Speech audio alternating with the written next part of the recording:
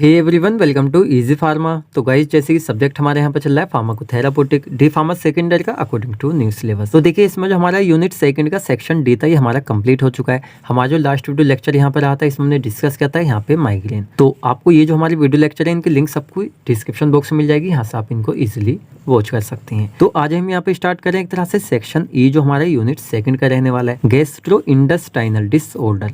हमारे जो gastro intestinal होते हैं एक तरह से हम कह सकते हैं जो हमारे स्टमक से रिलेटेड गैस्ट्रो इंटेस्टाइन से रिलेटेड डिसऑर्डर होते हैं उनको यहाँ पे हम डिटेल में डिस्कस करने वाले हैं। तो जैसे कि यहाँ पे आप देख सकते हैं सेक्शन ई यूनिट 2। अब देखिए, ये जो हमारे यहाँ पे नाम है गैस्ट्रो इंटेस्टाइनल सिस्टम डिसऑर्डर, तो इससे रिलेटेड हमारे जो सिलेबस है उसमें हमारे देखा जाए तो 4 ही यहाँ पे डिसीज यानी बीमारियां हैं। तो इनके लिए एक तरह से हमारे 4 लेक्चर रहेंगे जिसमें लेक्चर बाय लेक्चर पूरा एक तरह सेक्शन ई को हम 4 लेक्चर में 4 लेक्चर में यहाँ पे कवर करेंगे। यहाँ पे आज हम डिस्कस करने वाले गैस्ट्रोओइसोफेगल रेफ्लेक्स। तो एक तरह से हम कह सकते हैं इस डिसीज को शॉर्ट फॉर्म में GERD यानी GERD भी हम कहते हैं। समटाइम क्या होता है आपसे मल्टीपल क्वेश्चन में शॉर्ट फॉर्म देकर लॉन्ग फॉर्म पूछ लेता है, मतलब फुल फॉर्म। तो आप यहाँ पे इसको थोड़ा सा माइंड में रखा करें जो हमारी शॉर्ट फॉर्म होती है, स्पेशली जो डिसीज के नाम वगैरह होते हैं। अब चलिए देख लेते हैं यहाँ पे क्या होती है हमारी ये डिसीज यानी GERD। तो देखिए क्या होता है, ये हमारी एक ऐसी कंडीशन होती है। चलिए इस कंडीशन को थोड़ा सा हम इसकी पैथोजेनेसिस समझते हैं जिससे आपका पैथोजेनेसिस भी अच्छे से क्लियर हो जाए और आपको समझ में आ जाए एक तरह से हमारी ये डिसीज है क्या। अब देखिए नॉर्मली क्या होता है जब हम खाना खाते हैं, चलिए थोड़ा सा आपको चार्ट से समझाते हैं। तो देखिए क्या होता है, नॉर्मल जैसे क्या होता है हमारे ये माउथ है, हमने क्या किया यहाँ से एक तरह से हमने खाना खाया, ये एक तरह से क्या होती है हमारी एक ओइसोफेगस होती है जो सीधी कहाँ पे जाके मिलती है, ये सीधी जाके मिलती है यहाँ पे स्टमक से। अभी स्टमक से जाके मिलती है तो सीधा हम कह सकते हैं हमारा जो यहाँ पे स्टमक होता है इसके अंदर होता है यहाँ पे गैस्ट्रिक एसिड। अभी गैस्ट्रिक एसिड का क्या वर्क यहाँ पे होता है, तो जितना भी एक तरह से हम भाई खाना एडमिनिस्टर करें सीधा हमारे कहाँ जाएगा, स्टमक में जाएगा। तो सीधा जो खाने को तोड़ने का वर्क करता है वो करता है हमारे यहाँ पे गैस्ट्रिक एसिड। ये गैस्ट्रिक एसिड ना हो तो एक तरह से भी खाना यहाँ पे टूटेगा नहीं, खाना टूटेगा नहीं तो पचेगा कैसे, एक तरह से ऐसे रखा रहेगा। तो ये हमारा एसेंशियल होता है, काफ़ी ज़्यादा एक तरह से एसेंशियल हमारी बॉडी के अंदर क्या होता है हमारा गैस्ट्रिक एसिड होता है। इसी वजह से देखा जाए तो हमारी खाने की पचने की एक तरह से एनर्जी बॉडी को मिलती है, सारे काम इसी से होते हैं। नॉर्मली कंडीशन में होता है क्या, एक तरह से यहाँ पे क्या होता है मतलब इतना होता है, इससे ऊपर ये नहीं जा सकता। तो आपने थोड़ी सी प्रोसेस समझ ली क्या है। अब चलिए थोड़ा सा हम इसको इस पैथोजेनेसिस समझ लेते हैं क्या है। ये आपको जो रेड कलर में दिख रहा है हमने इसको रेड इसलिए किया है थोड़ा सा आपको समझ में आ सके। ये होता है एक तरह से हमारे यहाँ पे गैस्ट्रिक एसिड, ये हमारा गैस्ट्रिक एसिड होता है। अब ये क्या होता है कुछ इस तरह से मसला होता है, ये हमारा ओइसोफेगस जो हमारा ऊपर की साइड से आता है। तो क्या होता है यहाँ पे देखिए इसकी लिमिट होती है, इससे ऊपर ये नहीं जा सकता। अब इससे ऊपर अगर ये जाता है तो एक तरह से कह सकते हैं हमारी जो GERD वाली कंडीशन है वो हो जाएगी। अब यहाँ पे क्या होता है तो सीधा हम कह सकते हैं हमारा होता है यहाँ पे ये लेस, जो लेस जो होता है सीधा सीधा कह सकते हैं यहाँ पे एक बैरियर की तरह यानी एक लॉक की तरह होता है, इस तरीके से ये बंद होता है। सम कंडीशन में क्या होती है कुछ इसमें खराबी आ जाए जिसकी वजह से खराबी के आगे एक तरह से भाई जब रिलैक्स करने जाता है तो कुछ ज़्यादा ही एक तरह से रिलैक्स ये हो जाए, या एक तरह से कुछ ऐसी कंडीशन होगी जिसकी वजह से पूरा प्रॉपरली ब्लॉक ही नहीं हो पा रहा है। इससे क्या हो जाएगा एक तरह से जो हमारा गैस्ट्रिक एसिड है उसकी ड्रॉप बाय ड्रॉप अगर ऊपर जा रही है तो सीधा हम कह सकते हैं एक तरह से हमारा जो गैस्ट्रिक एसिड है वो बैकवर्ड जा रहा है। कहाँ पे जा रहा है बैकवर्ड, एक तरह से ओइसोफेगस में जा रहा है, जिसकी वजह से क्या हो रहा है GERD की कंडीशन यहाँ पे कोज हो रही है। साथ में ओइसोफेगस में इरिटेशन होगी और मेन जो होती है यहाँ पे स्टमक इरिटेशन हो जाती है, यानी क्या होता है स्टमक हमारा जो पेट है इसमें जलन वगैरह दर्द वगैरह होने लगता है। साथ में सीने पे भी एक तरह से जो चेस्ट पेन है वो भी यहाँ पे देखने को मिलता है। आई थिंक आपको समझ में आया वो GERD हमारी क्या होती है, यानी गैस्ट्रोओइसोफेगल रेफ्लेक्स डिसीज। अब हम इसकी डेफिनेशन देख लेते हैं। अब इजी आपको बिल्कुल सारी डिसीज इजिली समझ में आ जाएगी। तो इट इज ए कंडीशन, ये एक ऐसी कंडीशन होती है इन विच जिसके अंदर एसिडिक गैस्ट्रिक, हमारे यहाँ पे क्या होता है एसिडिक गैस्ट्रिक फ्लूइड होता है जो हमारे रेड कलर का आपको दिख रहा है, क्या करता है एक तरह से फ्लो करता है बैकवर्ड, एक तरह से वापस आता है इनटू दी ओइसोफेगस। ये जो है एक तरह से हमारी ओइसोफेगस है, इसके अंदर क्या होता है एक तरह से बैकवर्ड यानी वापस आता है, रिजल्टिंग इन हर्ट बर्न, जिसका एक तरह से रिजल्ट निकल के आता है हर्ट बर्न। देखिए पॉइंट आपको थोड़ा सा ध्यान रखना है, यहाँ पे हर्ट बर्न का मतलब है सीधा सीधा पेट में जलन। तो अब आप सोच रहे होंगे सर हर्ट, इसको आधा कर दीजिए, हर्ट यानी हमारा हर्ट हो गया, बर्न यानी जलन हो गई, तो सीने में जलन हो गई। लेकिन देखिए ऐसा नहीं है, ये पूरा वर्ड है और एक तरह से पेट में जलन के लिए एक तरह से इसको यूज़ किया जाता है। तो एक तरह से चेस्ट इरिटेशन कहेंगे हम, कहेंगे यहाँ पे सीने में इरिटेशन यानी जलन को।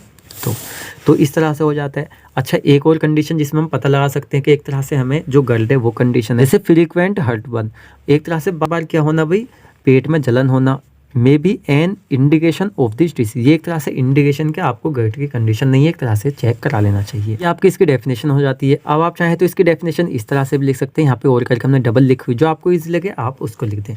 जैसे gastroesophageal reflux disease is a condition, एक कंडीशन होती है इन विच जिसके अंदर स्टमक एसिड फ्रीक्वेंटली फ्लो करता है बैक, यानी ओइसोफेगस में जाता है, कहाँ पे इनटू ओइसोफेगस, और साथ में इरिटेट करता है किसको, ओइसोफेगल लाइनिंग, जो एक तरह से हमारी लाइनिंग होती है उसको, जो हमारी ग्लास नली होती है उसके हम यहाँ पे बात कर रहे हैं। आपको समझ में आया होगा क्या होती है हमारी इसकी डेफिनेशन। अब हम देख लेते हैं यहाँ पे इसकी etiology. In normal condition, normal condition में अगर हम देखें हमारे जो यहाँ पे क्या होता है, लेस होता है, ये क्लोज करता है tightly after food enter in the stomach.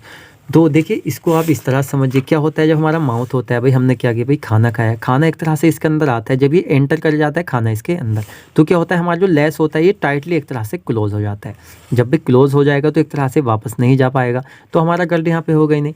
लेकिन यहाँ पे कंडीशन क्या आती है, जो एक तरह से एंटर करा खाना है उसके अंदर, तो ठीक है भाई, इफ अगर एक तरह से क्या हो जाए, वीक हो जाए और साथ में रिलैक्स इट रिमेन्स, और साथ में रुक जाए, ओपन एंड स्टमक, सीधा सीधा आप इस तरह समझिए क्या होती है हमारे जो यहाँ पे ये लेस है, या तो एक तरह से रेस्ट कंडीशन में कुछ ज़्यादा टाइम के लिए चल जाए, या एक तरह से जो ओपन है ये एक तरह से कुछ ऐसी वीकनेस वगैरह आई जिसकी वजह से ज़्यादा टाइम तक यहाँ पे खुला रहेगा, ज़्यादा टाइम तक रहेगा तो भी एक तरह से ये आउटफ्लो मारेगा।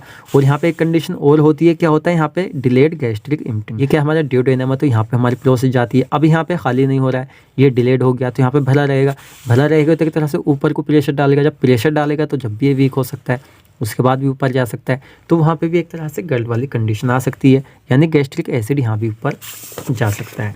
तो यहाँ पे नॉर्मली क्या होता है, मतलब ज़्यादा टाइम के लिए ये ओपन रह जाता है, जिस वजह से कंटेंट जो होता है वो राइज बैक चला जाता है इनटू द ओइसोफेगस, कोस कर देता है यहाँ पे गट को।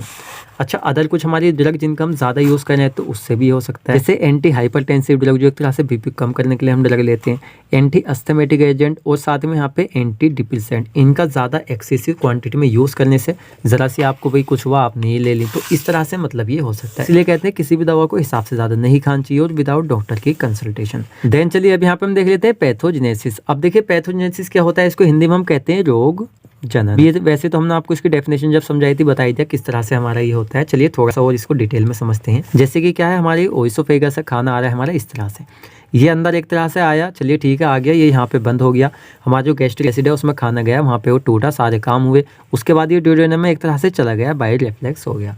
तो इस तरह से नॉर्मल प्रोसेस हमारी चल रही थी। अच्छा, यहाँ पे एबनॉर्मल क्या हुआ है, तो देखिए क्या हुआ है, यहाँ पे जो एक तरह से हमारा ओइसोफेगस उसमें यहाँ पे खाना अंदर को आया, ये जो हमारा लेस सिस्टम होता है ये एक तरह से क्या हो गया, यहाँ पे कुछ वीकनेस वगैरह है जिससे एक तरह से ये खुला रह गया। क्यों रहा, जैसे यहाँ पे डिक्रीज हो गया सलाइवेशन, जो सलाइवेशन है वो डिक्रीज हो गया, इससे क्या हो गया यहाँ पे इम्पेयर्ड टिश्यू रेसिस्टेंस, जो एक तरह से यहाँ पे टिश्यू की रेसिस्टेंस है यहाँ पे रुकने की, वो क्या हो गई, इम्पेयर्ड हो गई, यानी एक तरह से वो बिगड़ गई। इसके बिगड़ने से क्या हो गया भाई, सीधा इम्पेयर्ड हो गया ओइसोफेगल क्लियरेंस, जो हमारी ओइसोफेगल है वो एक तरह से प्रॉपरली तरीके से वहाँ पे क्लियर नहीं हुई है। वी क्लियर क्यों नहीं, क्योंकि यहाँ पे डिक्रीज हो गया है लेस रेस्टिंग टोन, जो एक तरह से लेस हमारी रेस्टिंग वगैरह करती है, इसकी टोन यहाँ पे डिक्रीज हो गई है, डिक्रीज हुई है तो एक तरह से प्रॉपरली तरीके से टाइटली क्लोज नहीं हुई है, नहीं हो रहा है, यहाँ पे ओपन होता है नहीं हो रहा है तो भाई भरा रहेगा, भरा रहेगा तो प्रेशर ऊपर को डालेगा, तो उस कंडीशन में भी एक तरह से ये हो सकता है। ये ड्यूडेनम होता है, हमारा स्टमक होता है, हमारी पूरी ही ये कंडीशन है। अब वैसे इसका पैथोजेनेसिस काफ़ी लेंथी था, हमने इस तरह से बनाया तो काफ़ी ईजी हो गया और अच्छे से आपको समझ में भी आ गया। इससे रिलेटेड आपको कोई भी डाउट है आप हमसे कमेंट सेक्शन में पूछ सकते हैं।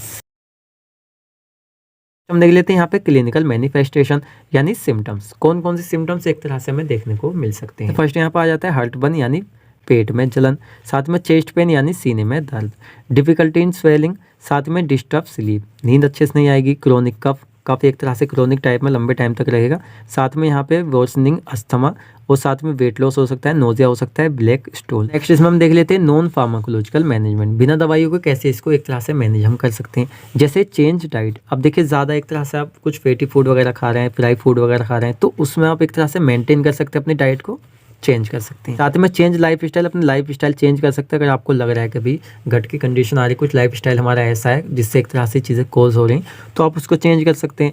साथ में staying away from heavy meals, heavy meal को एक तरह से आप ना खाएं। साथ में यहाँ पे अवॉइड स्मोकिंग और यहाँ पर rising the head of fat, जैसे कि पीछे हमने भी आपको बताया, आप जब सो तो एक तरह से आपका जो हेड है, सर है आपका, उसको एक तरह से आप तकिया वगैरह भी यूज़ कर सकते हैं, उस पर थोड़ा सा ऊपर रख के सोएं, जिससे एक तरह से ये जो कंडीशन है आपका एक तरह से मतलब बैक ना मारे, मतलब आपका सर ऊपर रहेगा, नीचे की तरफ रहेगा तो एक तरह से बैक नहीं मारेगा, आपका सर नीचे चल गया, वो कंडीशन हो रही तो और ज़्यादा ये ऊपर जा सकता है। मैं यहाँ पे शीडिंग वेट एक तरह से वज़न को थोड़ा सा कम कर लें, तो वज़न तो है, देखा जाए तो एक तरह से हर कहीं थोड़ा सा नुकसानदायक ही है। देन चलिए अब यहाँ पे हम देख लेते हैं फार्माकोलॉजिकल मैनेजमेंट, यानी गट की जो कंडीशन है किस तरह से हम दवाइयाँ यूज़ करें जिससे यहाँ पे ट्रीट हो सके।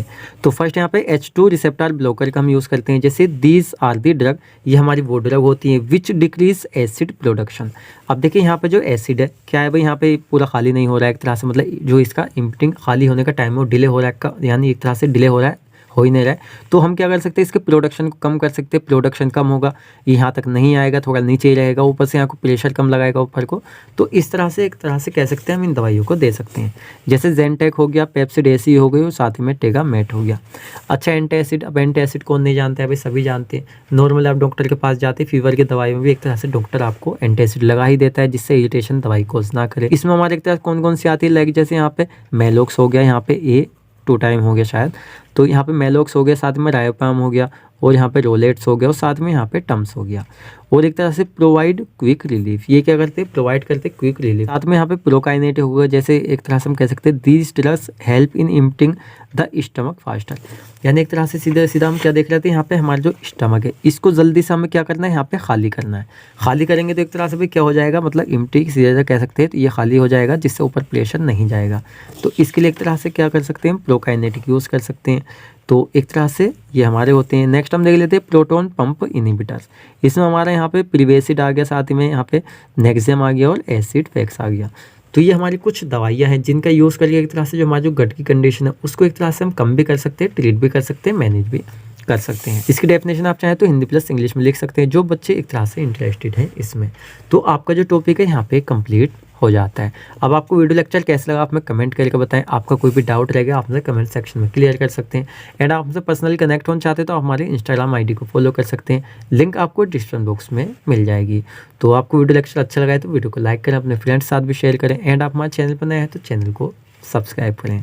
तो मिलते हैं जल्दी ही आपसे नेक्स्ट वीडियो लेक्चर में।